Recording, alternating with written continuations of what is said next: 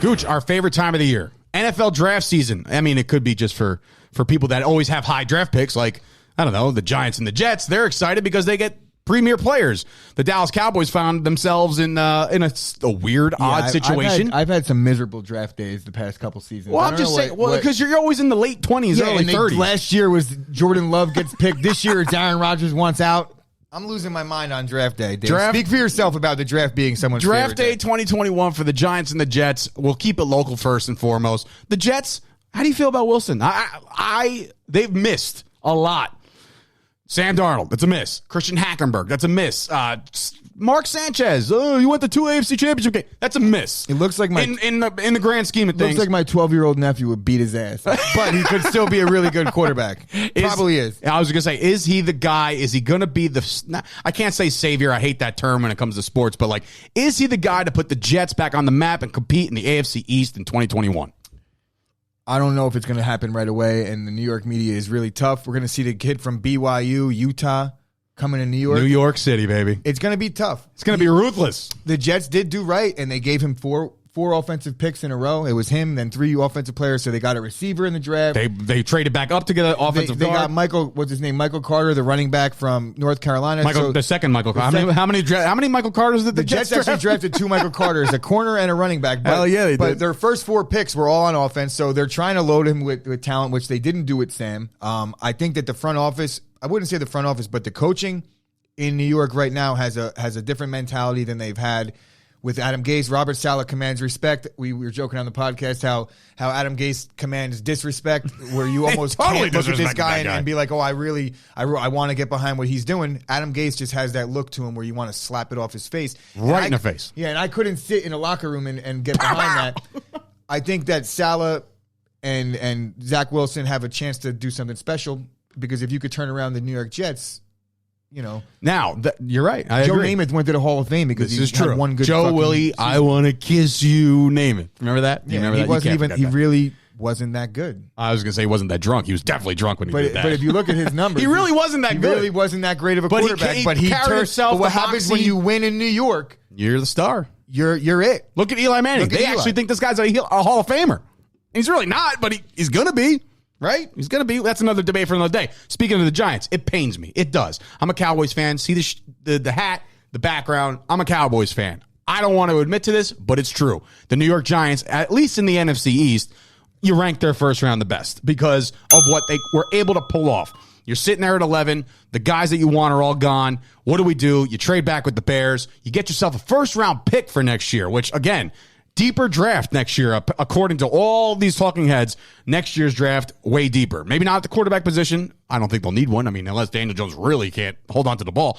But the Giants pick up a first-round pick for their move, and then they get Tony from Florida. So they get themselves a receiver who, me and you are in agreement, he might be better than Devonta Smith. Yeah. As a whole. Now, there's layers to this as well, because you want to look at how the Giants, maybe they won draft day. But overall, first round draft day. First round draft day. But overall, Philly really kind of won because they made their move earlier with San Fran, where they loaded up. And then they made another move with Miami. So Philly potentially has 3 first round picks next year. Philly kind of turned things around. When you're looking at big picture, Philly really won the day to me.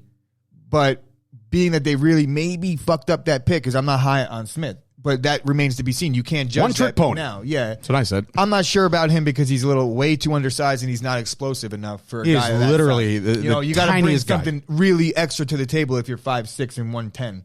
You got he's not really 5'6". I know. He's got to be 5. Maybe he's 5'7". He's not really 110 either. I can't believe 5'6" is the one that you stuck with. He's 110.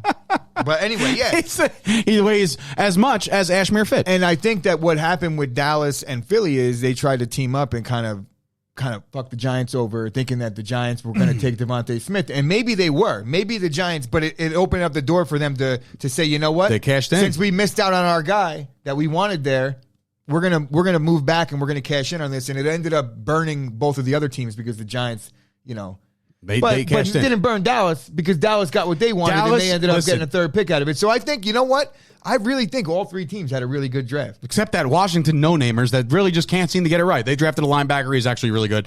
So I won't even touch on the Washington football team. I will touch on the Dallas Cowboys right now, where I say the Cowboys were sitting at 10. They saw 2 corners go right in front of them. I felt my soul leave my body. as both Farley and Patrick Surtain get drafted right before the Dallas pick. Those are the guys I wanted. I wrote on a little piece of paper. This is what I want, no matter what. Can't happen, doesn't happen. And instead, the Dallas Cowboys trade back 2 picks, get an extra third-round pick. They decide to draft the best, pound for pound, from Penn State. No, Penn State. Jesus Christ. Penn State. This is a classic case of me like kind of having too many things happening in my head at once because I wasn't even paying attention Micah to what he said. Parsons is the new linebacker in Dallas, and I'm very, very excited about it. Why? Because I think he's versatile. I think he moves side to side. He gets off his blocks. He's a beast of a tight end. But what this does is this lights a fire under the guys that I was crying about the entire season last year in Leighton Vander Esch and Jalen Smith. I don't think Jalen Smith is really the type of guy that really gets fire lit. No, because he's worried about his clear-eyed view and his brand and his swiping and I'm not talking about Tinder. I'm talking about this stupid thing that he does. I hate it. I've despised it. You know why I despise it? Because he stinks at football. If you are good at football and you actually wanted to do a celebratory thing and make things something your own, a la Dez Bryant, who was one of the better receivers in football when he was in his prime, he threw up the X. And that was cool because that's what Dez Bryant did when he scored touchdowns. Because why? He scored touchdowns. All I had to do was talk a little bit of shit about Jalen Smith, and then Dave turned this into a 15-minute. This is not a draft podcast or a draft show anymore. No, it's not. This is fucking Jalen Smith. Bring it, Jalen. Again, I can't say too much wrong. He did wish my brother a happy birthday via what is that? Cameo, yeah. Whatever. But yeah, after that, and as much as you charged for that, oh my god. Yeah, I was gonna say you paid out of your ass for that. Definitely burned. So yes, happy about the Cowboys pick. You happy about the Packers? Yeah. Now, Aaron Rodgers, you want to make him happy? Get him a receiver, right? No. Why would they do that? That's silly. No, because they had the number 2 offense in football last year. So what do we really need to do on offense? That's true. The point. But and that's you have been the number, point. You have the number 2 offense in football because you have Aaron Rodgers as your quarterback. Understandable. And we did take a receiver in the 3rd round. So I'm happy with that. And I think that we got a steal, a guy that's going to be a consummate pro. I think you'll see him play in the league for a really long time. Mm-hmm. Whether he's the all-pro or not, I could see almost like a Hines Ward type, a Donald Driver type out of him, which is exactly what I want. I would take a all-world wide receiver, but you know how important that guy is over on 3rd down. Not too big, but he's 5'10", 5'11", but he weighs 210. So you're going to put him in a few different spots. Maybe like a Curtis Samuel type. Okay. He could do a little bit out of the backfield. He could block. He's a slot guy. Maybe. So, but you do address the cornerback because of Mr. King last year. So we addressed the cornerback because Kevin King, while we did bring him back on a 1-year potentially prove it deal, I think it's a 1 year because we can't find anybody else stopgap deal. That's very true. And now we have a potential tandem with Jair, and if Stokes pans out, I know the safeties are on their way with Amos and Savage. So the secondary has potential to be not just really good, but it has potential to be the best in the league, I think. Jair is my opinion, the best corner. So you combine that with another 1st-round talent, and now you have Kevin King, who is a fringe starter, now able to play slot, cover that 3rd guy rather than the 1st. Now he doesn't have that pressure, and it puts him in a better situation. You still have Josh Jones.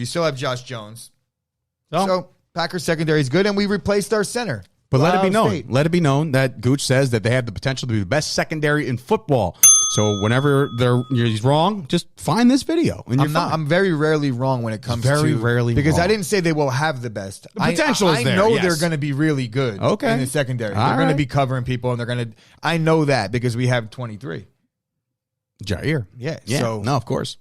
All right. Well, listen, first day of the draft and the entire NFL draft has come and gone. Now we go into a really, really deep depression because no football until about the OTAs, which comes around June. Deep depression. I'm going to have to listen until June 1st now. Aaron Rodgers is going to get traded. And we're going to see. And then right after June 1st, it's going to be Aaron Rodgers. Is he going to get traded today? So it's going to be every day. You can for the next 2 months. Search Job Sports TV for our Aaron Rodgers take because that's a doozy. It's a doozy. It's coming. Yeah, we'll see. So enjoy the NFL draft. Enjoy the offseason because I guess we can't really talk football until fantasy stuff, right?